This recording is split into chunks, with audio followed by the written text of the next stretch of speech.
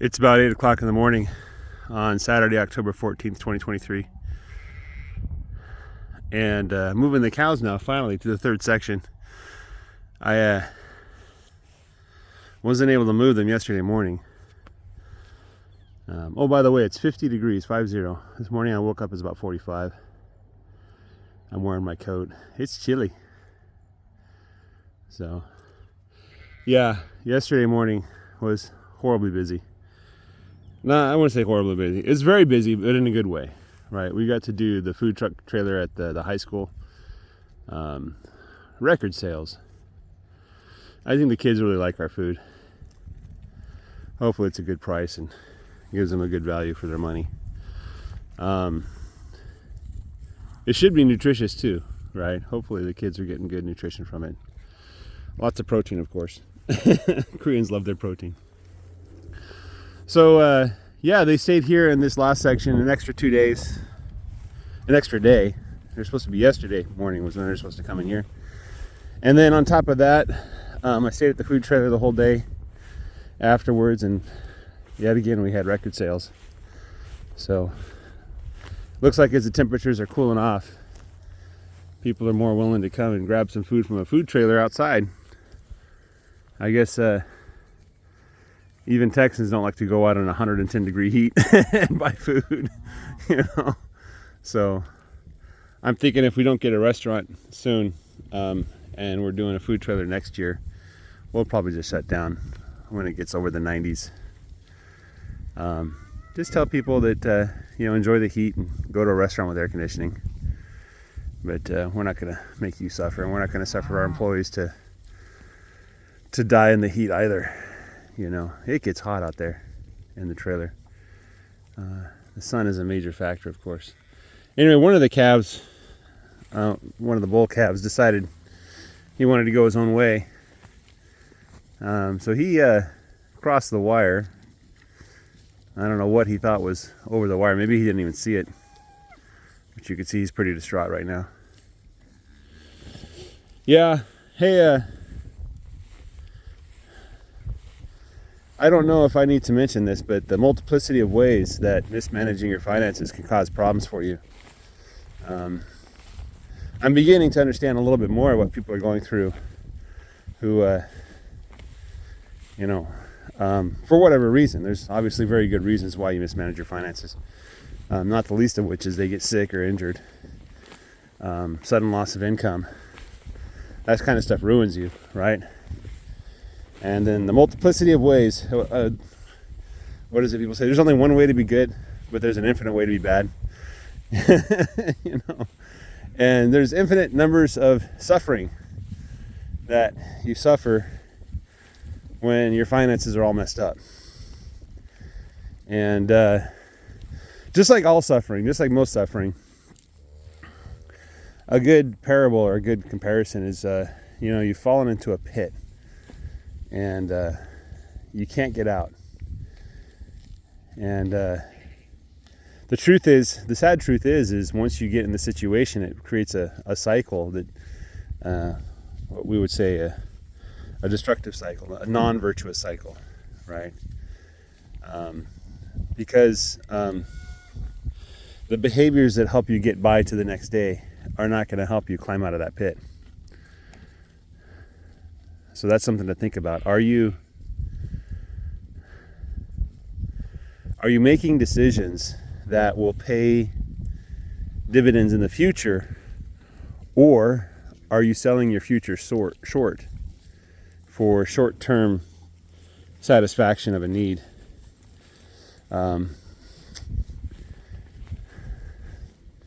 And thus causing future problems that you can't quite fully understand. And then one of the great examples of that is credit card debt.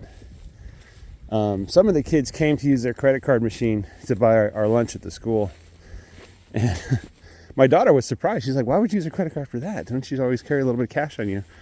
And, my daughter works and she gets paid in tips, as well as a little bit of wages.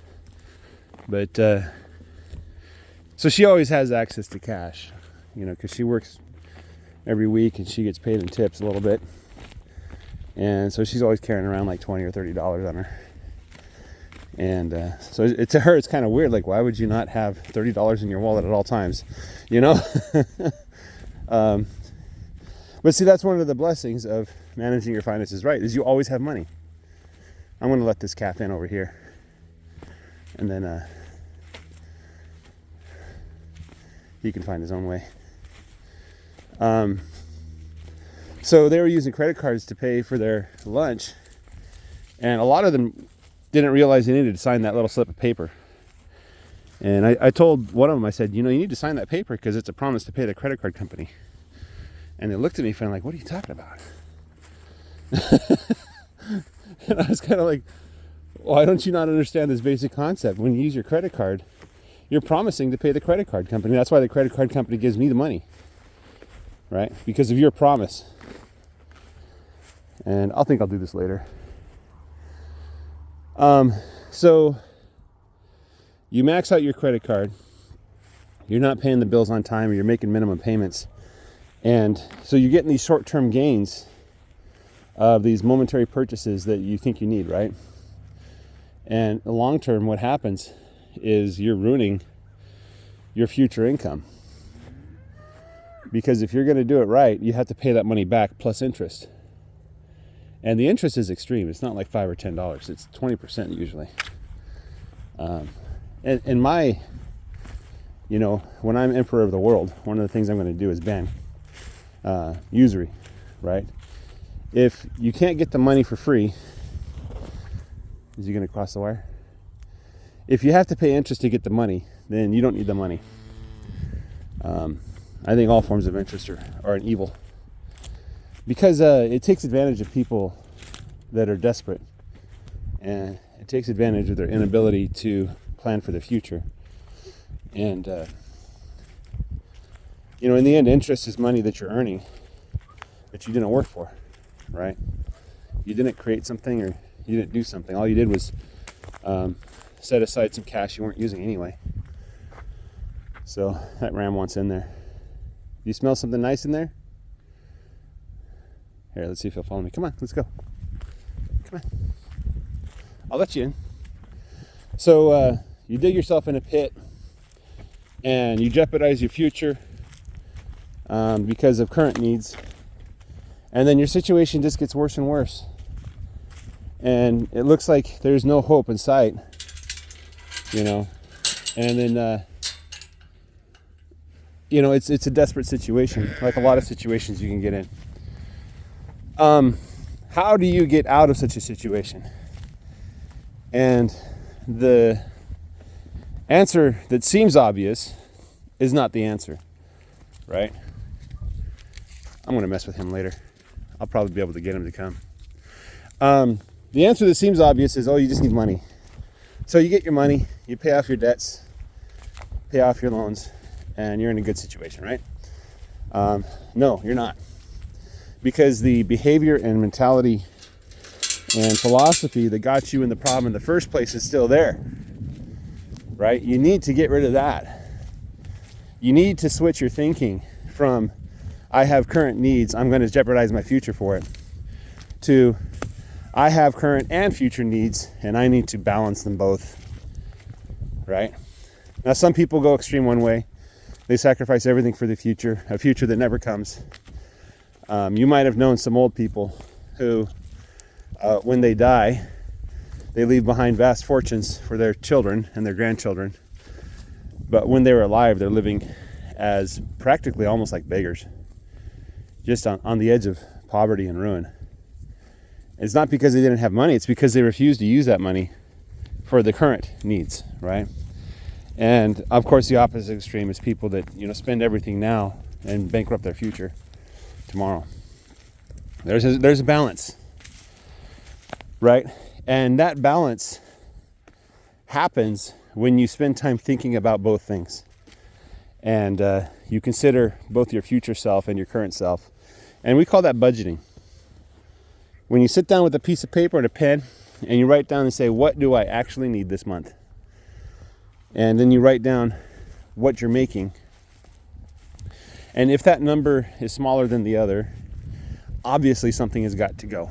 You've got to figure out a way to spend less. At the same time, you've got to figure out a way to make more money. But if you never do that exercise, you'll never know. Are you sinking or floating? Right? That's really the most important part. And I think that one skill alone, and it is a skill because you learn how to do it, is the key between success and ruin. If you only take some time to look at your future and look at your current situation and honestly assess what you have and what you're going to get, and if you take the time to balance those interests together, if you exercise just a little bit of self-discipline, that right there is enough to get that process started. Okay? And everything else from there follows. Everything else comes after that, right? So, question is, how much money should you set aside, the emergency fund? Question is, what's the best way to pay off my debts? You know, question is, how can I make more money? That's a good question to have. How can I increase my income? How can I save for the future? Like, what's a good way of saving my current assets, the things that I've already earned? How do I set that aside in an appropriate way, right? And the question of how do I move to my next phase of life? How do I change careers? How do I retire, right? If you're getting old and you don't want to work anymore, that's the wrong time to start thinking about how you're going to retire. I tell you that much. If you wait until you're 60 years old to plan your retirement, oh boy, unless you're making millions of dollars a year, you're doomed. You are doomed. You should be planning your retirement in high school. You should be working for your retirement every day. You should be setting aside some of your substance so that when you do retire, you have plenty of money, okay? And you need a lot more than you think. But the good news is your savings compound on each other. And as you accumulate assets, those assets will be working for you rather than loans and debt, which works against you. But it all starts with budgeting. It all starts with that simple concept, right? Just making a plan, just sitting down once a week or once a month, once a year, and just writing down what you're going to make, what you're going to spend, and what you're going to do with the rest, right? So anyway, guys, in conclusion, don't dig the hole deeper. Don't sacrifice your future for the current. Start planning. This is the key skill. And you know, it's really nice living life not worrying about money. It is really nice. Let me just tell you, what a huge blessing that is, where you go to sleep at night without a care in the world, and you wake up in the morning knowing that you're free to do basically anything that you want, you know, that there's nothing on your shoulders weighing you down.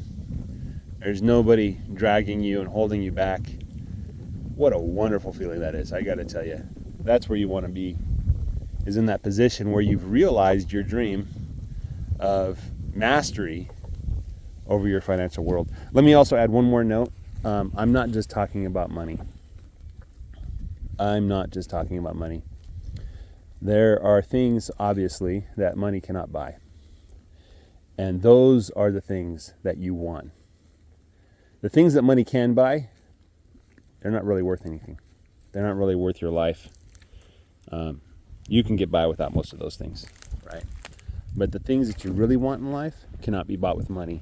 But the same principle of budgeting and saving and surplus, checking your income versus your expenses, absolutely applies to those realms, right? You should be investing in your family relations, in your friendships.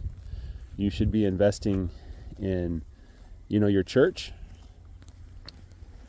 You should be investing in your animals. You know, huge dividends. Like, oh my goodness, how much sadder I would be if I didn't have any dogs. You know, now I got 7 puppies. I think we already found a home for one of the puppies. There's somebody that wants that dog. So they said, if it's a black male, if it has a all black fur, I'd love it. And turns out one of the black ones is a male. So if he survives, you know, I'm not counting my chickens before they hatch, but if he survives, he'll have a home. And the other ones, I'll probably ask. I'm not going to try too hard, but what I'm probably going to do is spay or neuter them, and then just practice training them to be sheepdogs. See if they can do it. If they can, I'll be regretful that I spayed and neutered them, but at the very least, I'll have dogs that I don't need to worry about multiplying into puppies. You know? So, yeah. What a wonderful world we live in. Aren't we so blessed? And not just me, obviously, but I'm sure wherever you are, there's little blessings. And, you know, how much did I pay for the sunrise? Get out there. Go budget. Go make plans for the future. Go balance your needs and your future needs. And don't be a Scrooge or a miser, but don't jeopardize your future either. You know. Anyway, guys, have a great day. Take care and bye-bye.